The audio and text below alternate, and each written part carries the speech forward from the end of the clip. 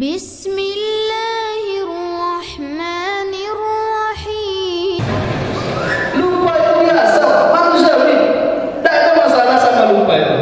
Jadi kalau kami baca surah Pak Ustaz lupa, itu apa karena banyak setan dalam badan kami? Tidak. Kalau banyak setan dalam badan, ada kesetanan manusia itu. Jadi lupa itu biasa. Cuma kita butuh fikihnya. Misalkan kami baca Pak Ustaz, kami baca Quran surah Al-Maun. Bismillahirrahmanirrahim. Ara'aital ladzi yukadzibu bid-din, fadzalikal ladzi yad'ul yatim. Tak ingat lagi. Tak dapat lagi. Apa yang dia buat? Rukuk. Allahu Akbar. Na'udzu billahi as-sami'il 'alim minasy syaithanir rajim. Bismillahirrahmanirrahim. Uhayyikum bi tahiyatil Islam, tahiyatan min indillah, tahiyatan mubarakah min ahlil jannah. Memancing ikan ke topi-topi, dapatlah ikan seluas lidi. Salam ini salam yang diajarkan oleh Nabi, yang menjawabnya insyaallah murah rezeki. Assalamualaikum warahmatullahi wabarakatuh.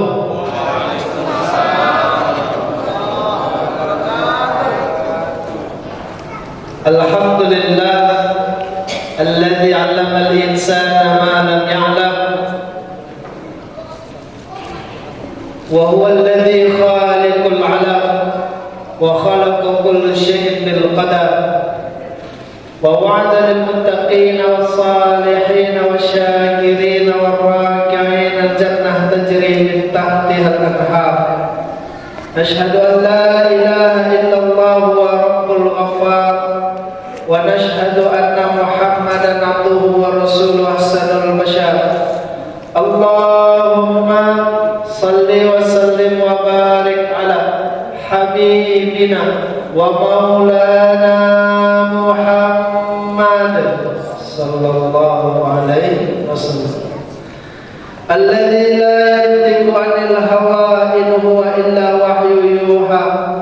Salatu wassalamu ala alihi wa ashabihi ahli sidqi wal wafa. Wa qala Allah ta'ala a'udzu billahi as-sami'il 'alim minasy syaithanir rajim. Ya ayyuhalladzina amanu qu anfusakum wa ahlikum nara. Wahai orang yang beriman, jauhkanlah dirimu dan keluarga dari siksa api neraka. InsyaAllah Allah takdirkan Bapak Ibu jamaah sekalian, Allah takdirkan sebagai ahli syurga. Amin ya rabbal alamin. Walaupun kadang ada perbedaan keinginan, kadang ketika ditanya sama ibu-ibu, ibu mau tak masuk surga bersama suami? Jawaban ibu-ibu itu mau. Tapi kalau pas ditanya ke suami, bapak mau tak masuk surga sama istri? Kata si bapak, bisa ganti Ustaz. InsyaAllah Bapak Ibu semuanya menjadi ahli surga. Amin. Alhamdulillah, bersyukur kita kepada Allah, berselawat kita kepada Rasulullah. Allahumma salli wa sallim wa barik alaih. Salawat dan salam kepada keluarga, sahabat dan pengikutnya. Alhamdulillah Bapak Ibu yang dirahmati Allah, hari ini kita telah berada di 10 pertama di bulan Rajab. Seperti yang dipahami dan kita yakini, bulan Rajab ini adalah bulan yang mulia, bulan yang Allah lipat gandakan pahala di setiap kebaikan. Maka ini adalah waktu untuk kita memperbanyak amal. Dan ada doanya Bapak Ibu. InsyaAllah doa ini kita sudah hafal. dan juga sudah banyak mengamalkannya. Allahumma barik lana fima doa makan. Allahumma barik lana fi Rajab wa Sya'ban wa ballighna Ramadan. Ini doa Bapak Ibu yang dirahmati Allah yang dianjurkan kepada kita untuk membacanya mulai dari bulan Rajab sampai bertemu dengan bulan Ramadan. Kalau tidak dibaca, kenapa Ustaz? Tak ada masalah kalau tak dibaca. Jangan gara-gara doa ini pun berantem awak begitu. Cuma bagi yang mau mengamalkan doa ini bagus, boleh. Tapi kadang timbul pertanyaan, kalau kita mengamalkan sesuatu, biasanya akan ditanya tentang hadisnya ada atau tidak, dalilnya ada atau tidak, Nabi membacanya atau tidak. Nah ini kan kita kaji sedikit sebelum kita mengkaji kajian yang kita sampaikan malam hari ini. Sebagai pengantar saja Bapak Ibu. Tentang doa, Allahumma barik lana fi Rajab wa Sya'ban wa ballighna Ramadan. Kalau doa ini dibaca oleh Nabi, maka udah paslah dia.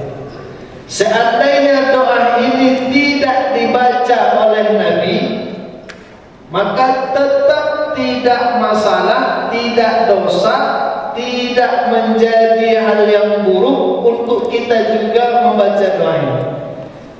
Kenapa bisa begitu? Silakan kita baca dalam kitab-kitab fikih Bapak Ibu yang dirahmati Allah, tentunya fikih ulama-ulama mazhab. Doa itu ada dua bagiannya. Doa itu dibagi dua.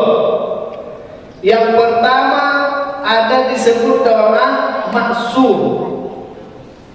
Apa Pak namanya? Mansur.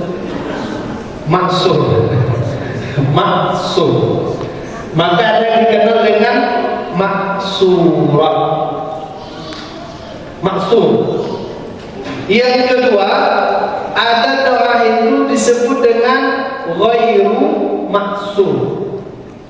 Yang pertama maksur, yang kedua ghairu maksur.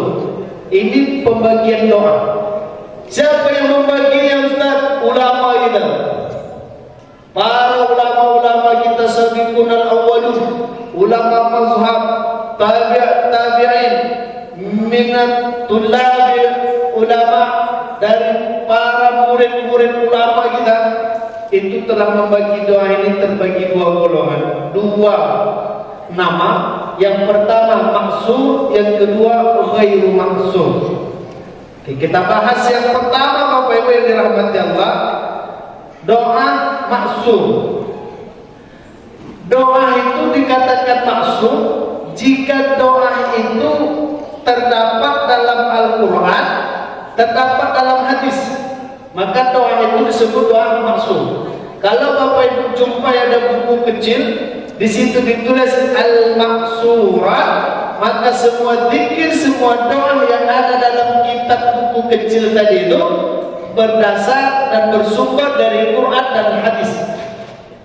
Al-maksurat, maksud.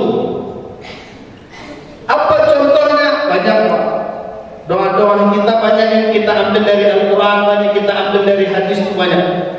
Misalkan doa yang paling viral, paling banyak pembacanya, kita kenal dengan doa sapu jagat. Rabbana atina fid dunya hasanah wa fil akhirati hasanah wa qina adzabannar. Di mana didapat doa ini? Di Al-Quran. Maka doa ini termasuk doa maksur. Banyak lagi doa-doa yang lain. Rabbana la tu'akhidna in nasina aw akhtana. Rabbana wa la tahmil alaina. Doa istighfar nabi-nabi terdahulu ada dalam Al-Quran. Maka ketika itu kita baca, maka dia termasuk dalam kriteria atau kategori doa maksur. Boleh dibaca tentu boleh, karena ada dalam hadis. Yang kedua, ada namanya ghairu maksud. Doa ini tidak ada di dalam Al-Quran, tidak ada di dalam hadis, tapi diizinkan untuk kita membacanya. Namanya ghairu maksud. Jadi doa yang tidak dalam Al-Quran, tidak dalam hadis, masih boleh kami baca, masih. Tak ada yang melarang, tak ada. Ulama-ulama kita tak ada yang melarangnya. Ini doa ghairu maksud namanya. Apa contohnya? Banyak betul contohnya. Apalagi kalau terkait dengan kebutuhan pribadi, itu sama sekali tak ada dalam Al-Quran, tak ada dalam hadis. Kadang permintaan kita itu. Contoh kalau yang sering juga dibaca, yang kita baca itu, Allahumma inni na'udzubika min qalbin la takhsha wa min nafsin la tasfa. Nah, itu doa tak ada dalam Al-Quran, tak ada juga dalam hadis, tapi dibaca. Boleh Ustaz, silakan. Tidak ada yang melarang. Bahkan hebatnya lagi, doa itu dalam Al-Quran ditambah lagi redaksi. Macam doa Rabbana Atina itu kadang disambung lagi itu, Pak. Bukan sampai waqina adzabannar saja, disambung lagi. Waqina adzabal kubur, waqina adzabal mahsyar, waqina fitnatad dajjal, disambung. Nah, padahal Al-Quran cuma sampai waqina adzabannar. Yang bersambung-sambung begini tak ada dalam Al-Quran, tak ada dalam hadis, tapi dibaca. Itu namanya doa ghairu maksud. Boleh. Sama dengan kalau permintaan kita, misalkan kita ada kebun sawit, lalu kita doanya kepada Allah begini, ya Allah, telah kutanam kebun sawit 2 hektar ya Allah, mohon lebatkan buahnya, tinggikan harganya, jauhkan dari semua maling ya Allah, dari semua ninja-ninja ya Allah. Minta dia sama Allah begini. Pertanyaannya, doa ini boleh tak dia baca? Boleh Pak? Nabi baca doa itu enggak? Enggak.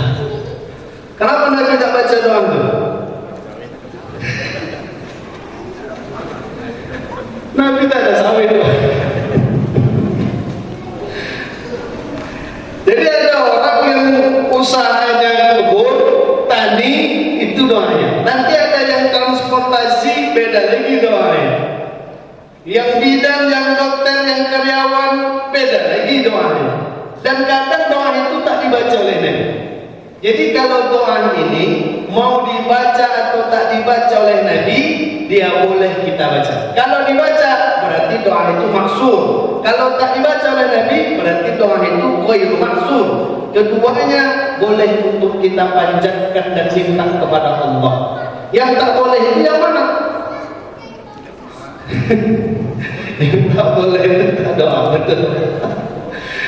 Dan yang tak boleh itu juga yang berdoa tapi sesuatu yang haram, yang melanggar syariat, itu tak boleh.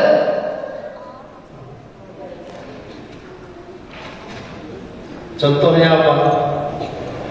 Laki-laki belum menikah sama perempuan belum menikah, jumpa mereka Pak, berdoa mereka, ya Allah, jadikan kami pertemuan ini pertemuan yang Kau ridhoi.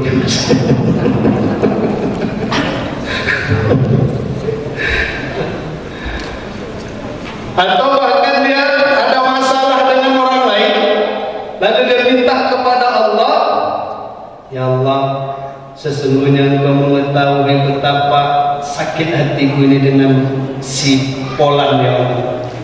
Mohon Engkau balaskan dendamku ya Allah. Tak boleh. Doa-doa yang melanggar syariat, menghalalkan yang haram, mengharamkan yang halal, itu tak boleh dipanjatkan. Itu saja yang tak boleh. Selainnya pinta. Ustaz, saya punya masalah. Apa masalah? Saya punya masalah sama istri Pak Ustaz. Apa masalah sama istri? Istri itu Pak Ustaz kalau ceramah dia sampai 1 jam.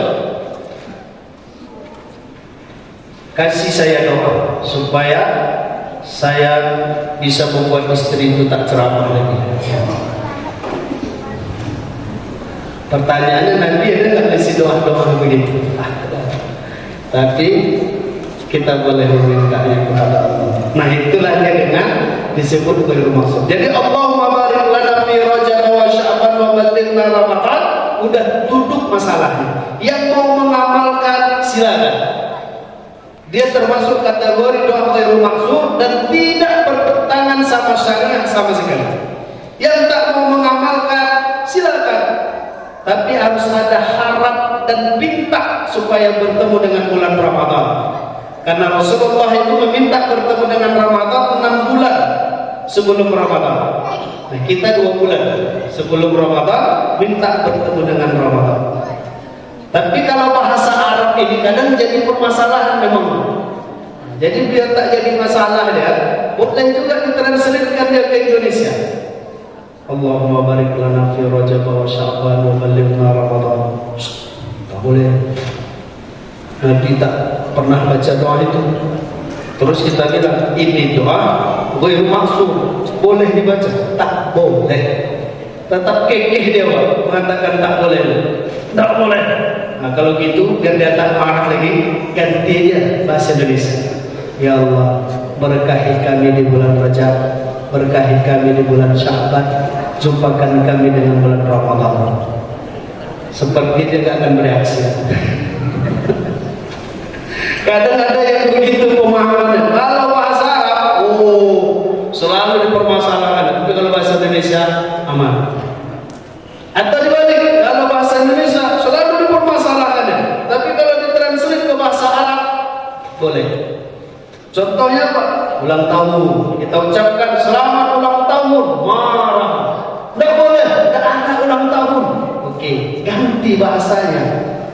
Selamat milad. Awak bilang selamat milad dikasih jempol wak. Tapi kalau awak bilang selamat ulang tahun dimarahi ya. Padahal milad itu artinya tahun. Jadi di mana masalahnya? Masalahnya di pemikiran. Sama dengan yang lain-lain juga banyak kasus-kasus begitu. Jadi Bapak Ibu yang dirahmati Allah, paling tidak dengan doa kita punya harap bisa bertemu dengan bulan Ramadan.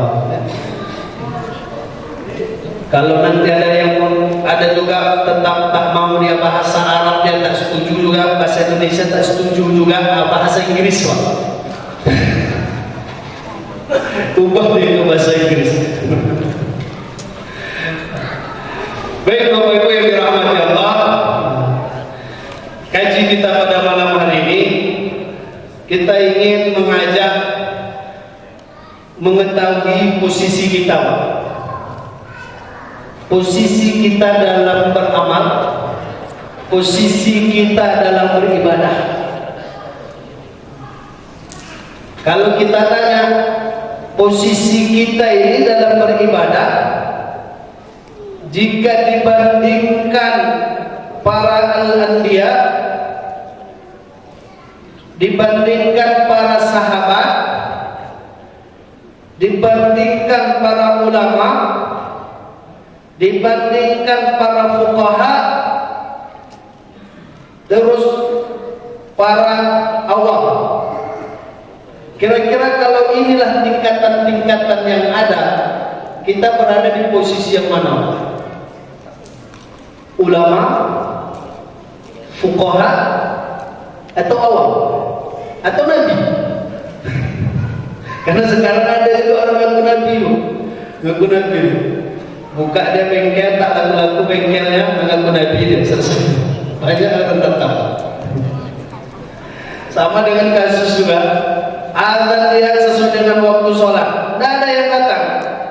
Azan subuh dia sesuai waktu subuh, tidak ada yang datang. Azan zuhur dan waktu zuhur, tidak ada yang datang. Nah, hari itu beda di mana Pak? Dihajarnya azan zuhur itu jam 11. Banyak yang datang. Dibilang ini udah gila, dibilang ini udah waras. Nah, yang azan ini pandai, boleh dia menjawab. Saya azan di waktu zuhur, kalian tak datang. Saya azan di waktu sebelum zuhur kalian datang. Sebetulnya yang tak waras itu siapa? Pandai malah dia menjawabnya. Jadi Bapak Ibu yang dirahmati Allah, yang pertama kita tahu posisi kita. Letak kita ini di mana? Ulama, fuqaha atau awam?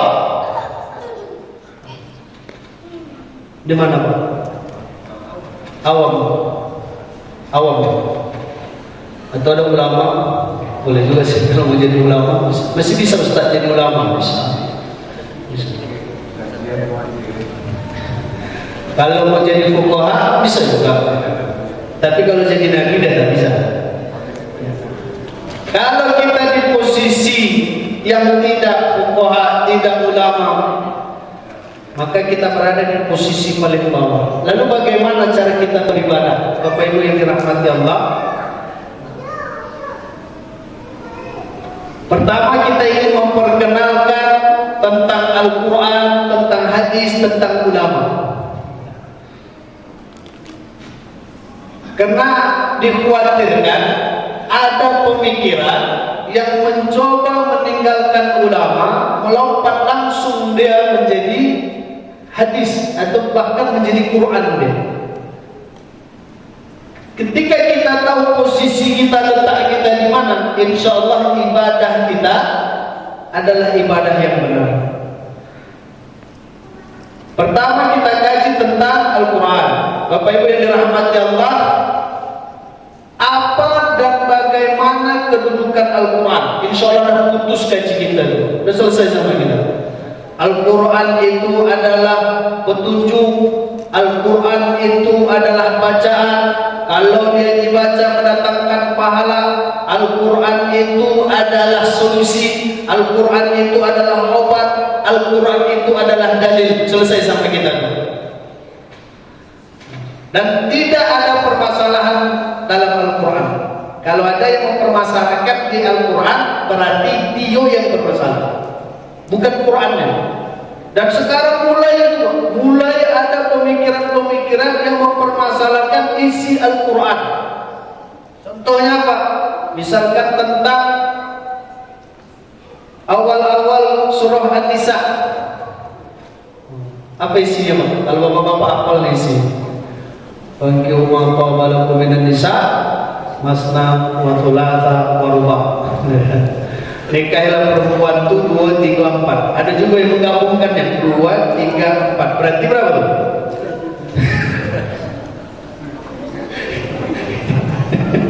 Dihafal dari Al-Quran tuh, dalil. Kita disuruh nikah perempuan itu 2, masna wa thulatha wa ruba'. 2, 3, 4. Bukan pilihan. Masna au, thulatha au, rubah. 2 atau 3 atau 4. Enggak, uwa disambung di situ. Uwa itu kan harus sambung. 2 dan 3 dan 4. Ah, mantap pula. 3 gabungkan ya. 2 tambah 3 5. 5 tambah 4 9. Berarti 9 boleh menikahi perempuan. Mana dalilnya? 2, 3, 4. Jadi yang dikritik orang, yang dibantah orang apa? Ini sudah tidak relevan lagi sama zaman. Masa laki-laki boleh menikahi 4 perempuan, perempuan tak boleh menikahi 4 laki-laki? Boleh dikritik Pak.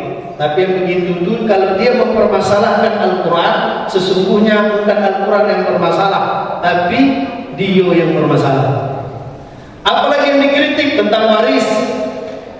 Waris itu dalam Al-Quran jelas mengatakan bagian laki-laki dengan bagian perempuan 2:1.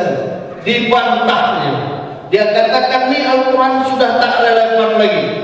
Kalau dulu betul perempuan itu tak bekerja, dia dapat setengah dari bagian laki-laki, wajar. Tapi kalau sekarang perempuan itu yang sudah banyak bekerja, bahkan orang tua yang sakit yang merawat anak perempuan, nggak ada anak laki-laki yang merawat, meninggal orang tuanya, kok bagian anak laki-laki lebih besar? Kami tak menerima. Aduh, ditolaknya isi Al-Quran. Ada yang sudah berpemikiran begitu, banyak. mulai di otak-atik di siapa. Tapi insya Allah Allah jaga Al-Quran.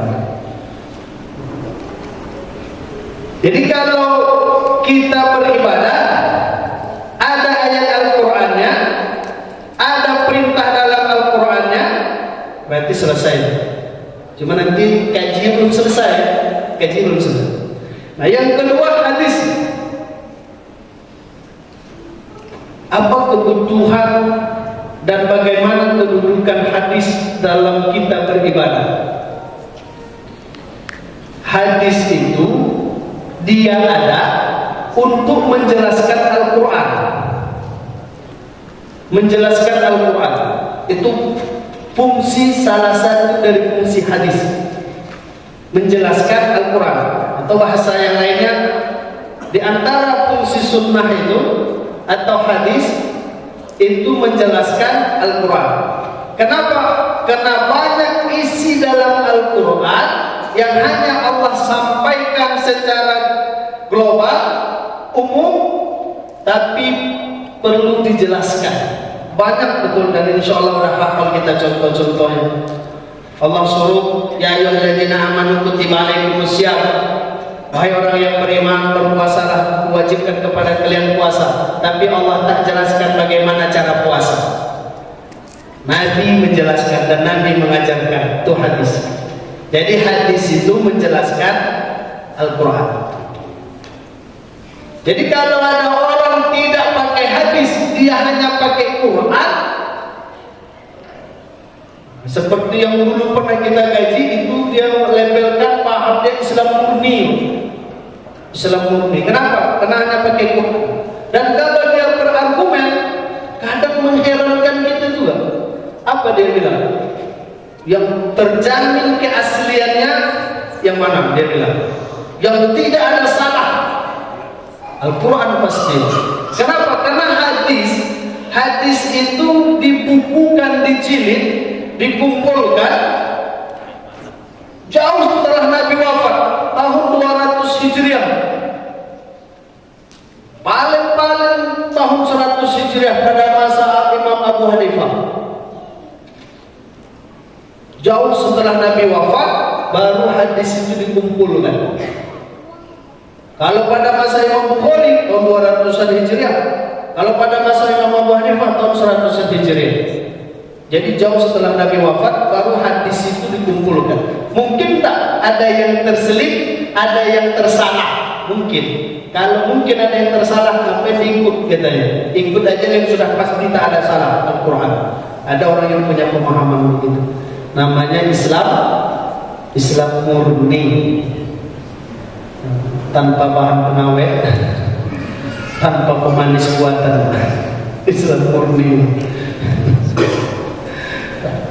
Jadi hadis tadi menjelaskan isi Al-Quran.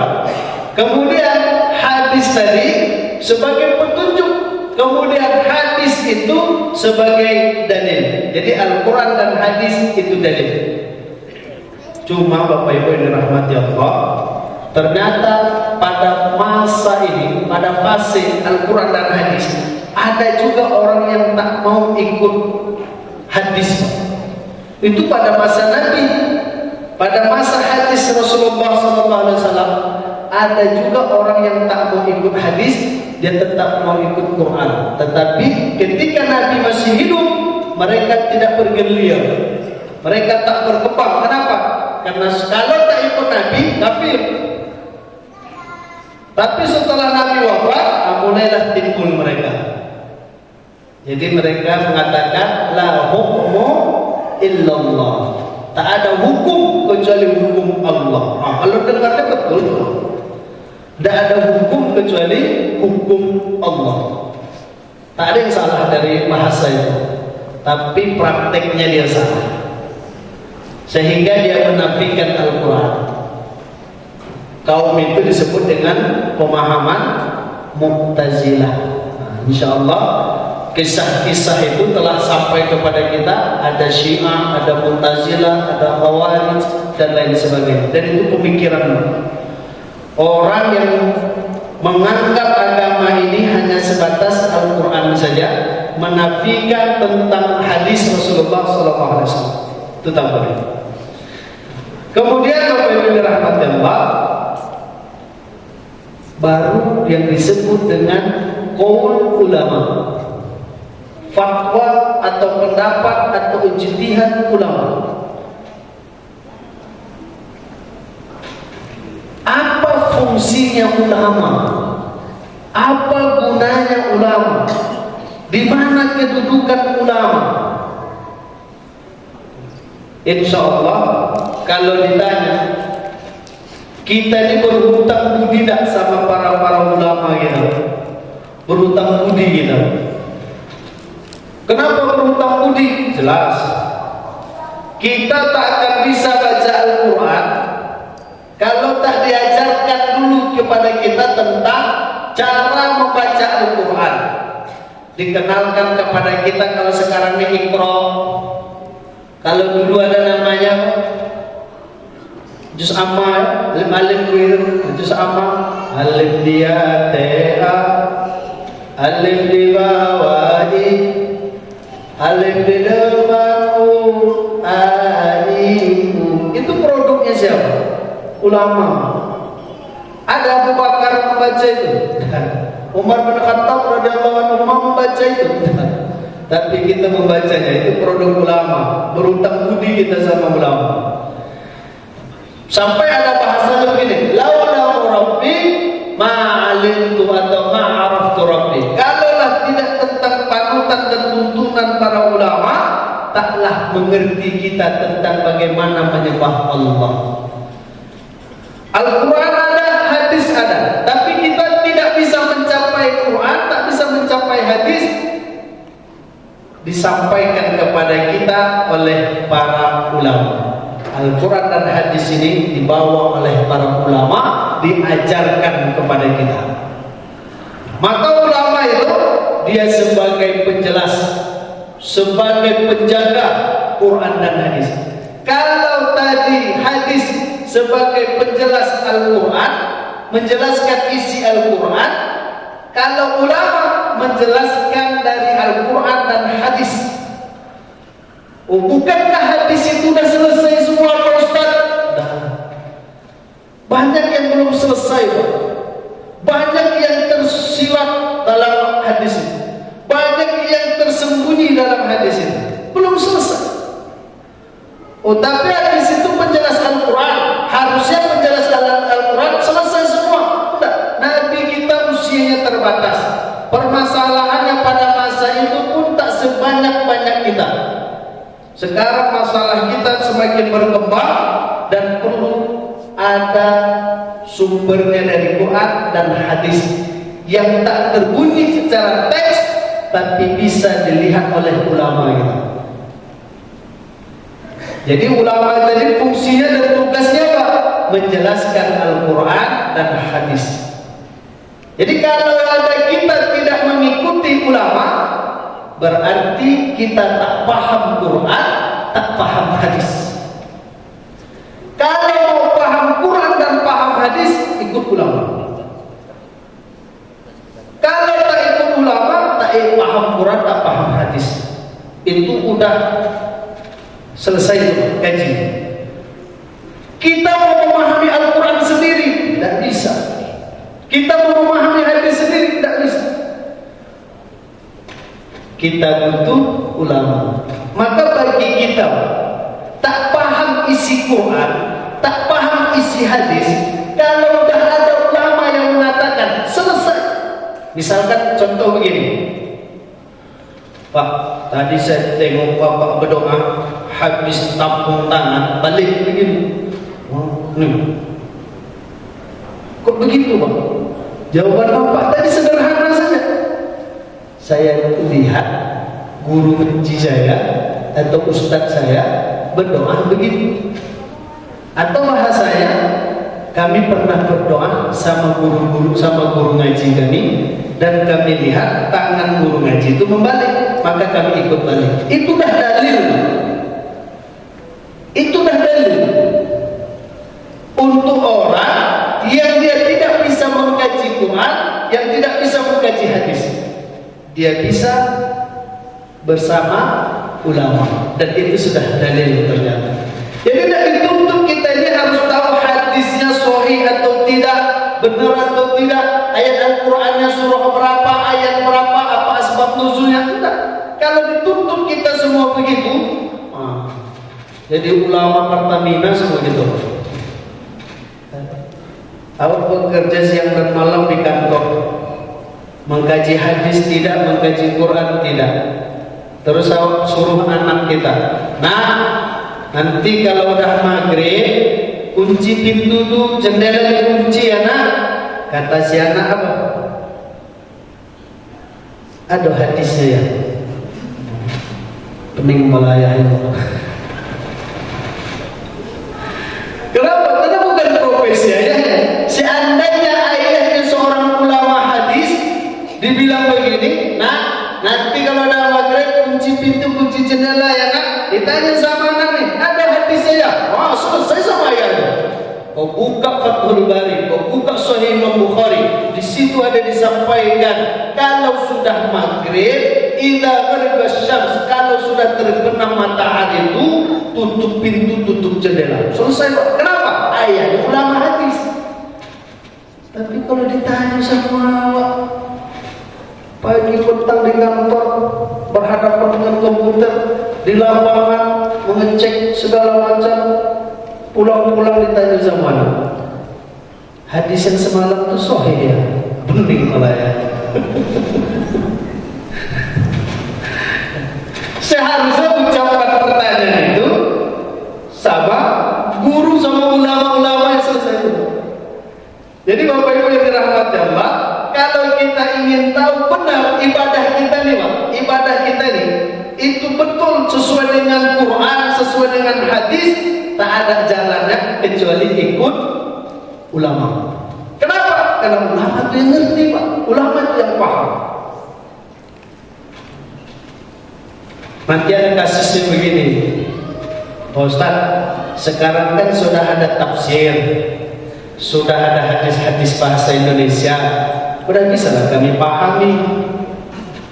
Tak bisa, Pak. Hadis bahasa Indonesia itu untuk membuat kita paham tentang hukum, tak bisa. Udah pernah kita kasih contoh, Pak, tentang wudu.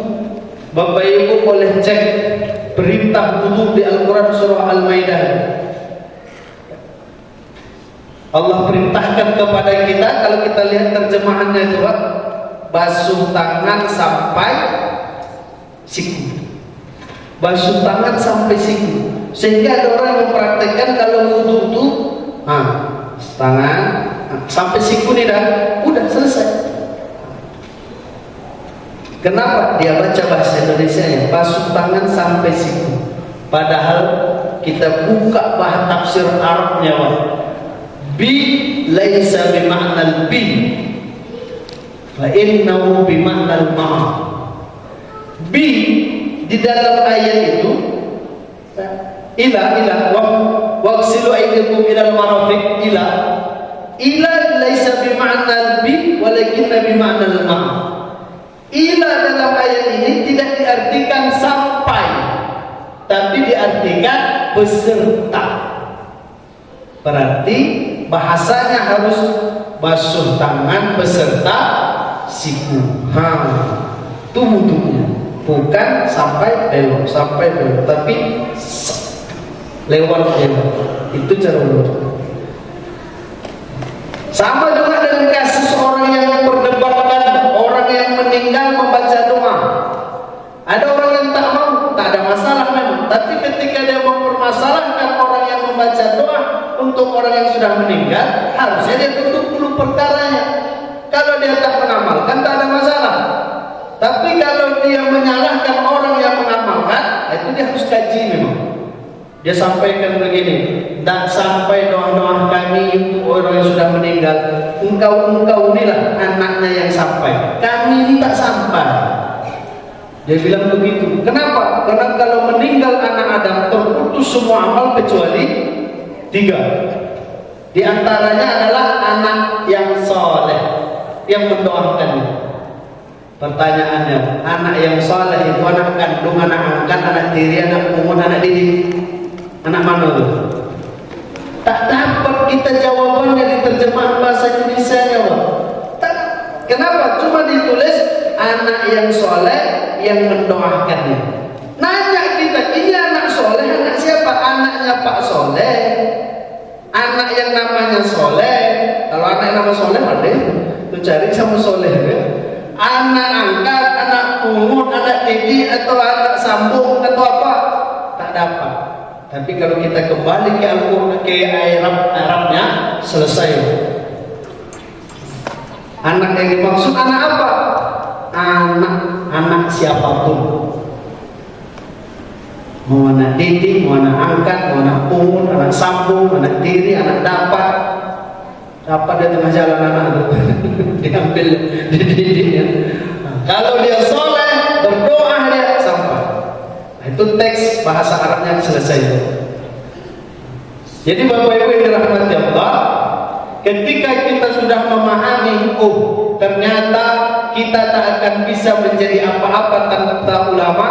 Oh ternyata kita tak bisa memahami langsung Quran, tak bisa memahami langsung hadis, harus dibawa oleh orang yang paham Quran dan paham hadis, yaitu ulama. Maka tak ada catatan hidup dalam hidup kita kecuali beribadah sesuai dengan arahan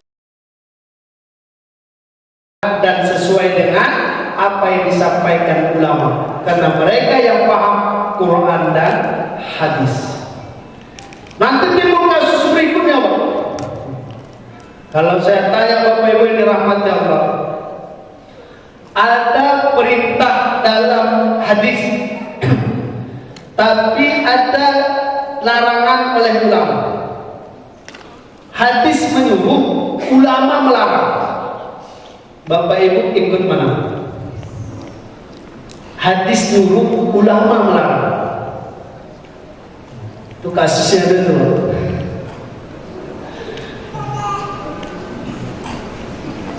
Apa contohnya Ustaz?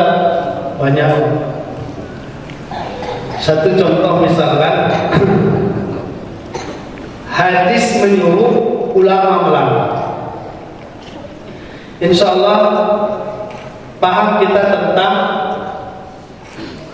kalau kita sholat ada yang lewat di depan kita, Nabi suruh apa? Ya, cegah. Kalau dia tak mau dicegah, Nabi suruh apa? Ya dia sholat pakai pisau. Pisau. Allahu Akbar. Ada orang jalan, suruh Nabi begitu. Tak mau dia, tetap lewat juga dia. Kalau gini disalami ya, lewat juga dia. Nabi suruh apa? Falyuqatil, bunuh. Fa innahu syaitan, karena dia sudah, kalau bahasa kesetanan begitu. Tapi kita buat tak? Jangan. Tak boleh. Kalau boleh begitu, masing-masing bawa pisaunya tu. Hadis menyuruh, ulama melarang. Kata ulama, jangan. Hadis itu bukan nyuruh membunuh, kata ulama kita. Itulah hebatnya ulama kita. Dia bisa melihat sesuatu yang tersembunyi dari hadis itu. Hadis itu memang bunyinya falyuqatil, bunuh. Tapi hadis itu bukan menyuruh membunuh, katanya. Itu menunjukkan atas besarnya kebencian Rasulullah melihat orang yang sholat kemudian ada yang lewat di depannya. Sampai-sampai bahasanya falyuqatil, bunuh. Tapi sekarang hebatnya Pak, ada orang lewat depan orang sholat sambil nunduk. Nah itu namanya sopan-sopan berdosa. Udah sopan berdosa juga dulu. Dulu ada lewat depan orang sholat. Nah ini kita kaji sedikit Bapak Ibu yang dirahmati Allah. Atas butuhnya kita ulama. Karena ada bahasanya begini, Ustaz, kalau ayat Al-Qur'annya sudah jelas, hadisnya sudah jelas, ngapain lagi kita ikut penjelasan ulama? Ikut aja lah hadis, ikut aja lah Al-Quran Ternyata tidak sesederhana dan tidak sesimpel itu Bapak Ibu. Banyak kasus. Misalkan begini, kalau nanti Bapak Ibu jumpakan bunyi perintah dalam Al-Quran atau larangan dalam Al-Quran dengan hadis berbeda, kira-kira Bapak Ibu mau mengikut yang mana? Nanti saya kasih contohnya. Atau bunyi Al-Quran itu berbeda. Kita sholat menghadapkan ke kiblat. Fawalli wajhaka syatral masjidil haram. Hadapkan wajahmu ke Masjidil Haram. Tapi di ayat yang lain, Pak, Allah katakan walillahil masyriq wal maghrib. Allah yang punya. Engkau hadapkan wajahmu mau ke barat, mau ke timur, Allah yang punya. Di ayat kita jumpakan fawalli wajhaka syatrul masjidil haram. Kalau kalian sholat, hadapkan ke Masjidil Haram. Tapi di ayat yang lain Allah katakan, kalau kalian sholat menghadap barat, menghadap timur, barat dan timur itu punya Allah. Jadi kalau yang satu ayat mengatakan menghadap barat dan timur itu punya Allah, yang satu ayat yang mengharuskan kita menghadap Masjidil Haram, sebenarnya kita sholat ini menghadap mana sebetulnya? Itu masih Al-Quran sama Al-Quran itu, Pak. Maka gaji kita malamnya agak tinggi sedikit. Nanti habis dari sini minum teh telur boleh. Itu masih Quran sama Quran.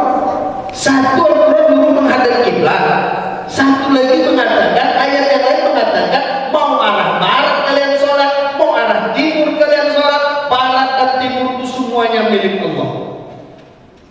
Jadi kalau begitu ngapain lagi kita menghadap kiblat, ukur kiblat harus pas kiblat, kadang melenceng sedikit bergeser kita, kadang imam mereng makmum lurus, kadang makmum sama makmum pun beradu begini.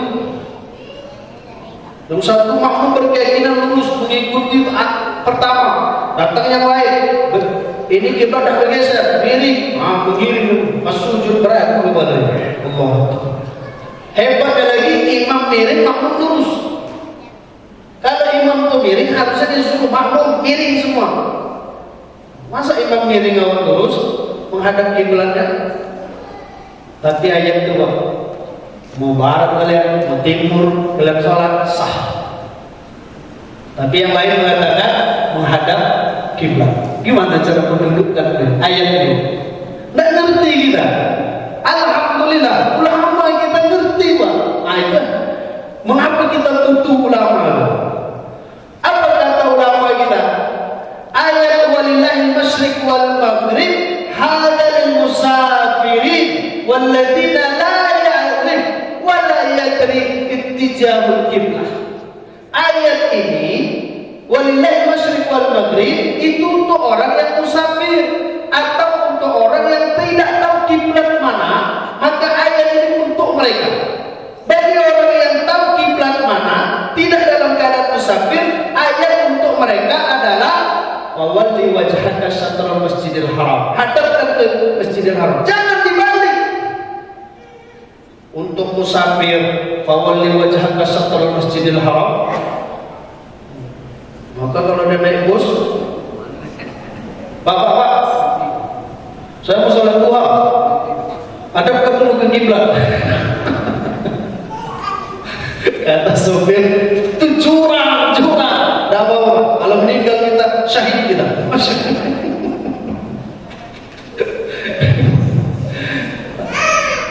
Jadi yang bisa memposisikan ini siapa? Kita bisa, dan bisa. Ulama yang bisa. Maka alhamdulillah orang yang musafir mau menghadap barat, yang menghadap timur, menghadap mana bebas. Yang sakit bebas menghadap mana saja. Jadi kalau orang sakit, apalagi dia BPJS kelas 3, tak usah dipaksa menghadap kiblat kalau sholat.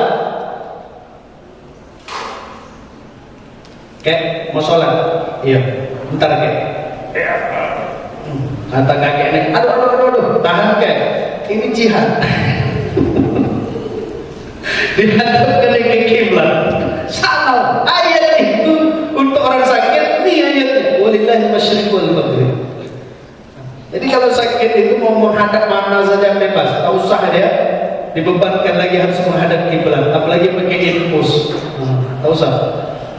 Itu komentar ulama kita. Baru Al-Quran sama Al-Quran. Ada lagi contohnya, ada Al-Quran sama Al-Quran, tapi kita skip aja. Yang kedua, perbedaan Al-Quran dengan hadis. Jadi memang kasus banyak. Perbedaan Al-Quran sama hadis. Al-Quran mengatakan apa? Dalam Quran surah Al-Baqarah 120. Jelas sekali Allah katakan al-wasiyatu lil walidain. Wasiat itu untuk kedua orang tua. Tapi hadis Nabi mengatakan apa? La wasiyata lil waris. Jangan berwasiat kepada ahli waris. Tidak ada wasiat untuk ahli waris. Al-Quran berwasiat kepada orang tua. Orang tua itu kan ahli waris. Hadis tidak ada wasiat untuk ahli waris. Quran sama hadis beda. Gimana kalau mau kita bahasakan, oh ini kok tidak sama Quran sama hadis, itu dosa itu. Kok Al-Quran sama hadis bertentangan, itu dosa itu. Sebenarnya ada benang merahnya di balik itu. Cuma kita tak bisa mengkajinya. Siapa yang bisa mengkajinya? Ulama. Hebatnya lagi kalau ada pertanyaan begini, Bapak Ibu, Al-Quran menyuruh tidak ada berwasiatlah kepada ahli waris. Itu suruh Al-Quran. Hadis mengatakan tidak ada wasiat untuk ahli waris. Bapak Ibu mau ikut Quran atau ikut hadis? Kalau ada pertanyaan begitu, tak usah dijawab. Tak usah dijawab. Karena kedua jawabannya neraka. Kedua jawabannya neraka. Bilang kami ikut Quran Ustaz, tak ikut hadis, enggak, neraka. Bilang kami ikut hadis Ustaz, tak ikut Quran, enggak, neraka itu. Jadi tak usah dijawab. Itu contoh Quran sama hadis. Yang kedua contoh Quran sama hadis yang nampaknya secara teks berbeda, tapi sebenarnya berjumpa mereka. Tapi kita tidak bisa kajinya kalau tak ikut ulama. Apa contohnya? Ada orang yang tak mau berdoa, kirim pahala, kirim amal, kirim bacaan untuk orang yang sudah meninggal. Semua khususun ala sebut namanya Al-Fatihah. Tidak sampai. Jangan baca. Ada yang begitu tuh. Bukan dia tak ada dalil, berdalil dia. Di mana dalilnya Ustaz? Di Al-Quran. Apa kata Al-Quran? Apa yang dia bacakan kepada kita? Wala taziru waziratun wizra ukhra. Kita sudah ada bagian masing-masing. Tak ada orang itu tak akan bisa memberikan bagian kepada kita. Kita tak bisa memberikan bagian kepada orang. Sudah punya kamar masing-masing. Tangguhlah masing-masing. Itu Al-Quran dia bilang. Tapi dalam hadis apa kata Rasulullah Sallallahu Alaihi Wasallam kepada Utsman bin Affan? Ud'u limayyitikum hada fa innahu yus'alu an. Utsman, ini sebagai takziah semua, doa kalian untuk jenazah ini. Kata Nabi, doa kalian untuk jenazah ini. Kenapa? Karena sekarang dia lagi diminta pertanggungjawaban atas semua amal. Doakan di jenazah. Nabi nyuruh mendoakan jenazah, tapi Al-Quran sudah mengatakan wala taziru waziratun wizra ukhra. Berbeda nama ayat. Lalu bagaimana? Itu butuh kita ulama. Jadi bahasanya bukan kalau dah ada Quran jelas, ada hadis jelas, sudah selesai semua masalah. Tidak. Harus ada ulama baru selesai. Tapi tadi katanya hadis itu penjelasan Al-Quran, ya. Harusnya selesai semua masalah. Nah, kadang di hadis hadisnya rawinya sama, tapi dia bisa berbeda. Jadi mau ikut yang mana? Itu pertanyaannya itu. Tapi tak usah dijawab juga Pak, karena kalau dijawab dosa juga itu. Tentang Bismillah di Al-Fatihah, itu kalau kita kaji Pak dari sudut pandang hadisnya, kita kaji hadisnya. Sanadnya sama dari Anas bin Malik, rawinya sama dari Imam Bukhari, Imam Muslim. Yang satu mengatakan karena Rasulullah SAW qiraatul muddah. Rasulullah itu membaca dalam salat itu banyak bacaannya. Bismillahirrahmanirrahim. Mengawali bacaannya dengan Bismillahirrahmanirrahim. Al-Fatihah itu 7 ayat. Salah satu ayat yang pertamanya adalah Bismillahirrahmanirrahim. Hadis yang kedua dari hadis Anas bin Malik radhiyallahu anhu juga, rawinya Imam Muslim juga. Apa yang disampaikan ke kita?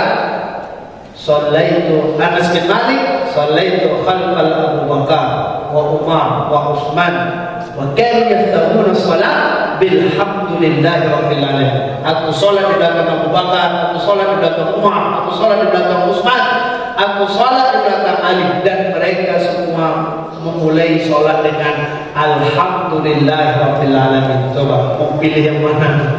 Yang tadi pakai bismillah, yang ini tak pakai bismillah. Kalau itu Pak Ustaz tak usah aja lagi kita sholat. Selesai masalah itu. Ribut-ribut masalah bismillah nih, tak usah aja lagi kita sholat. Selesai susah,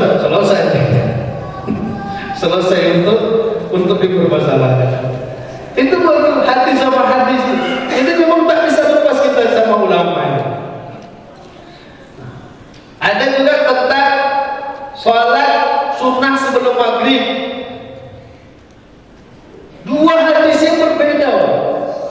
Ada orang yang mau kekeh betul harus ada sholat sunnah sebelum sholat maghrib. Ada yang mengatakan tak ada sholat sunnah sebelum sholat maghrib. Akhirnya apa? Berantem. Yang lucunya lagi, yang berbeda ini menantu sama mertua. Kata mertuanya tidak ada sholat sunnah sebelum maghrib. Kata menantunya ada. Hadisnya ada. Kedua-duanya hadisnya. Kunna nusalli ala Rasulullah sallallahu alaihi wasallam raka'ataini ba'da ghurubi syamsi qabla al-maghrib. Kami dari Anas radhiyallahu anhu, kami sholat pada masa Rasulullah SAW 2 rakaat qabla maghrib, sebelum maghrib. Dari Ibnu Umar, ma ra'aitu ahadan yusalli raka'atain qabla maghrib. Tak pernah kulihat ada orang sholat sunnah sebelum sholat maghrib. Mana itu? Jadi Bapak Ibu yang dirahmati Allah, ini semua menunjukkan betapa kita ini butuh ulama. Itu kuncinya sebenarnya. Bukan menyampaikan banyak betul masalahnya Ustaz. Itu sumber masalah berarti ini Ustaz. Mengajarkan betapa kita butuh ulama, sehingga yang tadi berbeda-beda kita sampaikan sebenarnya sudah duduk masalahnya. Allah Allah, karena waktu juga sudah melebihi. Jadi demikian penyampaian. Kalau ada yang ingin kita diskusikan, falyatafadhal. Baik, ada lebih kurang 10 menit lagi. Mungkin dari Bapak atau Ibu yang ingin mengajukan pertanyaan, kami persilahkan. Ada? Nah, kalau tidak ada, nanti saya yang tanya saya. Jadi kan nanti Ustaz sampaikan kita harus dalam beribadah untuk mengikuti Al-Quran hadis, mengikuti ulama. Nah, sementara dengan fenomena kita teknologi sudah canggih, HP di genggaman, ceramah-ceramah Ustaz di YouTube dan di media sosial sudah banyak yang kita terima, dan itu kan ulama-ulama sendiri berbeda pendapat juga Ustaz. Nah, pertanyaan itu adalah bagaimana sikap kita Ustaz? Mungkin dulu di awal-awal kita beribadah kita sudah ada diajari orang tua atau guru-guru kita dulu. Nah, sementara kita dengar lagi ada pendapat ulama yang terbaru mungkin atau di luar yang kita pelajari dulu.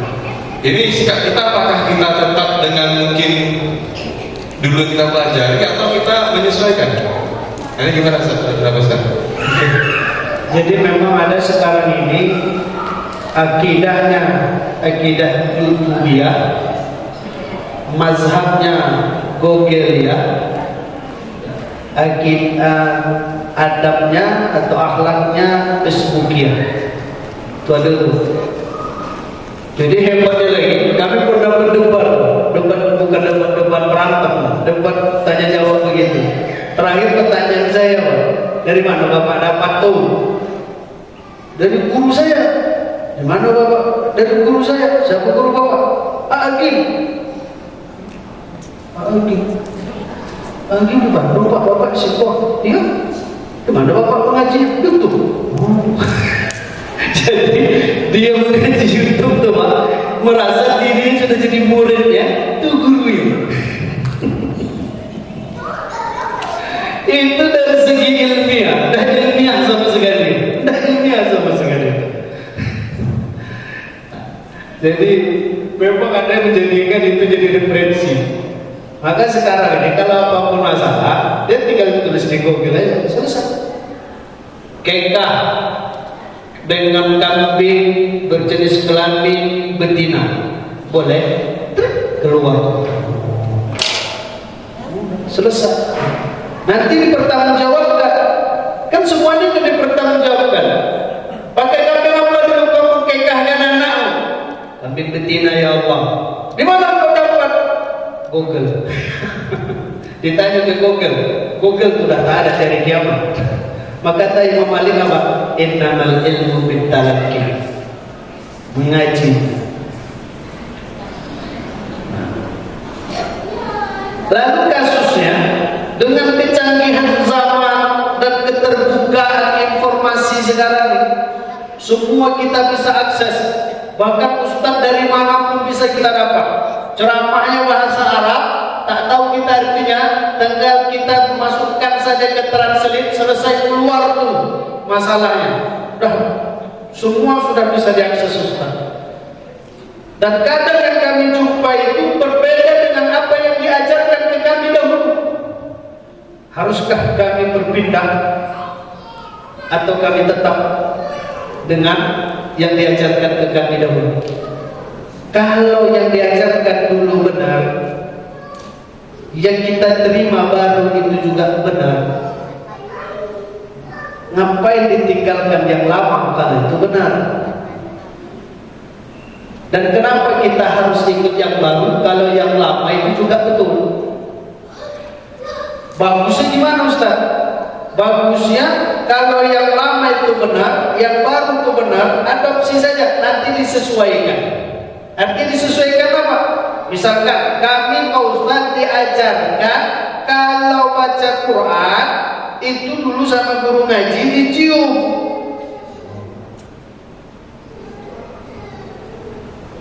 Kalau sempat mengaji tak dicium, main rotan tuh. Bismillahirrahmanirrahim. Udah kecium kan di Quran, boleh pak. Uyuh, dicium. Baru buka. Terus kita buka Google, kita buka YouTube, datang ilmu barunya misalkan tidak ada cium-cium Al-Quran. Baca Quran, tak perlu dicium-cium dan tak harus dicium-cium. Siapa yang mencium Al-Quran masuk neraka.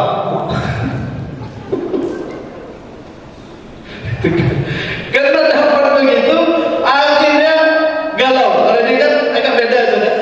Galau deh. Padahal tak ada dikaji, Pak. Tadi kami udah kaji juga sama ibu-ibu majelis taklim tadi. Al-Quran jangankan dibaca, ditengok saja dia berpahala. Jangankan dipandang, dipegang aja dia berpahala. Dicium apa lagi? Dan kata para alim ulama kita, banyak kitab di dalam kitab mazhab Imam Syafi'i terutama, ada 4 yang apabila dicium berpahala. 4 yang apabila dicium berpahala. Quran ini jangankan dia dibaca, dipandang aja berpahala, apalagi dicium. Kalau ditanya ada hadis yang mencium Al-Quran, ulama mengajari kita. Dan maksud dengan mentakzim, memuliakan itu paham ulama kita. Jadi mengikut ulama itu dalil tak? Dalil bagi kita. Tadi kan bahasanya begitu. Kenapa Bapak balik-balikkan tangan? Awak bilang, guru ngaji saya pernah kami berdoa sama guru ngaji itu, kata guru ngaji itu pas doa begini balikkan tangan, kami balikkan. Tak ada kami tanya hadis, tak ada kami tanya Al-Quran, tapi guru ngaji itu kami lihat begini. Dalil itu Ustaz, dalil Pak. Jadi kalau kami buat itu salah. Nah, kalau nanti bertentangan dengan bunyi hadis, misalkan hadis menyuruh tak ada balik-balik tangan, sepertinya tak ada. Seperti itu. Dan insya Allah apa yang diajarkan guru-guru kita itu ada dalil, ada dalil. Masalah ini tadi lah mencium Quran tadi. Ternyata dikaji punya kaji Pak. 4 yang apabila dicium berpahala. Yang pertama Pak, Hajar Aswad. Ciumlah Hajar Aswad. Tapi Hajar Aswad yang di Ka'bah ya, bukan orang yang namanya Hajar Aswad. Besok berjumpa kenal siapa nama Hajar Aswad. Ini nih kalau dicium berpahala nih. Bukan. Hajar Aswad yang ada di Ka'bah itu kalau dicium berpahala gitu. Yang kedua yang dicium berpahala itu apa? Yang kedua apabila dia dicium mendatangkan pahala, istri cium suami, suami cium istri. Itu kalau satu istri Pak. Kalau 2 istri kamu tetap banyak pahalanya. Jadi suami cium istri berpahala Ustaz? Berpahala. Bacalah hadis-hadis Nabi. Banyak hadis Nabi kalau kita baca begini apa cara rumah tangga Rasulullah itu hadis. Jangankan mencium, menyuapinya ini berpahala. Memandangnya ini berpahala. Memandangmu, tengok senyum istri itu besar pahala itu. Besar. Ya, ada uang belanja, tak ada. Cium suami, cium istri berpahala. Yang ketiga dicium berpahala orang tua. Ciumlah orang tua berpahala. Kalau dah meninggal Ustaz, di sana kan cium, jangan. Jadi kadang ada yang mengkiaskan cium lisan, cium tangan orang tua. Dulu orang tua hidup tak diciumnya tangannya, udah meninggal orang tua itu lisan dicium-cium. Yang keempat, yang dicium mendatangkan pahala Al-Quran. Cium pahalanya ada Ustaz, pahalanya. Jangankan mencium, memandangnya ada berpahala. Apalagi mencium berpahala. Tapi Al-Quran ya Pak, bukan Yasin yang ada gambar orangnya. Sekarang kan ada Yasin gambar orangnya ada yang meninggal itu perempuan pula. Dibuat foto di depan cover Yasin dibagikan. Ingat dia kaji malam nih, kata Ustaz itu kalau dicium berpahala. Dicium surah Yasin. Jadi Bapak-Ibu dan Allah, kalau ada kaji kita dulu disampaikan oleh guru-guru kita, terus sekarang ini yang disampaikan dulu benar, yang sekarang ini benar, maka kumpulkan saja, nanti gunakan di mana kita mau menggunakannya. Kalau dia berbeda, kaji guru kami dulu dengan kaji sekarang yang kami terima berbeda Ustaz, mana yang harus kami ikut? Kalau kita masih namanya murid, bergurulah kita. Guru itulah dalilnya. Kalau kita tidak berguru lagi, daripada berguru ke Google, ke YouTube, lebih baik berguru dengan orang. Jelas orangnya bisa dipertanggungjawabkan, karena nanti dari kiamat itu akan diminta pertanggungjawabannya masing-masing begitu. Allah Allah.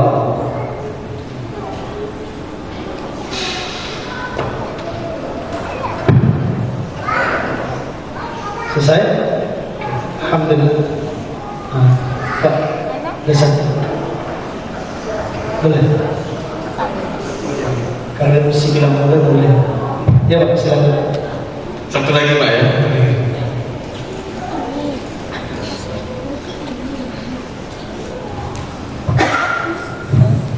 Assalamualaikum warahmatullahi wabarakatuh. Waalaikumsalam warahmatullahi wabarakatuh. Saya mau tanya mengenai sholat. Selalu sholat saya selama membaca surat. Pas pertamanya saya selanjutnya lupa apakah saya ganti ayat surat lalu atau saya langsung lupa. Apa yang sebagian dari yang itu ya, Waalaikumsalam warahmatullahi wabarakatuh. Membaca surah dalam salat. Kalau kami lupa, tadi saya sudah sampaikan juga, jadi ini saya ulang saja. Bapak Ibu yang dirahmati Allah, baca surah itu jangan karena punya pemahaman kan sunnah Pak Ustaz, seolah karena dia sunnah bebas saja dia buat suka hati dia. Tak. Walaupun dia sunnah, dia ada aturannya, ada adabnya, ada fikihnya. Maka bagaimana fikih baca surah itu? Tertib. Sebelum kita jawab ya Pak, baca surah itu harus tertib. Tidak boleh sesuka hati kita. Rakaat pertama kita baca wadduha wallaili idza saja. Rakaat kedua kita baca Allahu la ilaha illa huwal hayyul qayyum. Salah, itu detik 0 tuh. Kembali. Jangan karena dia sunnah, karena dia suka hati baca. Dia harus tertib. Tidak boleh baca ya. Yang pertama dia baca awal Ali Imran, Alif Lam Mim, Allahu la ilaha illa huwal hayyul qayyum, nazzala 'alaikal kitab, sampai selesai. Rakaat kedua, Qul huwallahu ahad. Tidak boleh, harus tertib. Itu yang pertama. Jadi baca surah itu tertib. Tertib itu dari 1 ke 30. Kalau surahnya banyak, banyak di situ aja lah kita bermain-main. Jangan lompat ke surah yang lain. Lalu bagaimana kalau lupa? Lupa ini pertama dalam sholat biasa. Ya. Dalam sholat lupa itu biasa. Baik imam, baik makmum biasa lupa. Jadi bukan sesuatu hal yang sholat lupa, sholat aja lupa. Nah, kadang kalau imam itu lupa, jadi bahan ceritaan. Tentang imam, jadi maghrib lupa, bisa tadi lupa, tahap dalam pikirannya. Tidak usah. Lupa itu biasa, manusiawi. Tidak ada masalah sama lupa itu. Jadi kalau kami baca surah Pak Ustaz lupa, itu apa karena banyak setan dalam badan kami? Tidak. Kalau banyak setan dalam badan, ada kesetanan manusia itu. Jadi lupa itu biasa. Cuma kita butuh fikihnya. Misalkan kami baca Pak Ustaz, kami baca Quran surah Al-Maun, Bismillahirrahmanirrahim. Ara'aital ladzi yukadzibu bid-din, fadzalikal ladzi yad'ul yatim. Tak ingat lagi. Tak dapat lagi. Apa yang dia buat? Rukuk. Allahu Akbar. Kalau ditukar ayatnya gimana Ustaz? Kalau ditukar ayatnya namanya selingkuh. Tidak boleh tukar, tidak boleh. Kenapa tidak boleh? Tidak ada yang nyuruh tukar. Ulama tidak ada, Nabi tidak ada. Jadi kalau kita tukar, dari mana dapatnya begitu? Maka tidak boleh. Apalagi dalam ibadah, dia harus ada contoh, harus ada dalil, hujah segala macam, harus ada. Jadi kalau kami tukar, itu kalau saya bilang selingkuh. Karena dalam sholat ini banyak istilah-istilahnya. Sholat mencuri lah, orang yang mencuri. Ada orang yang sholat tapi mencuri, kan ada.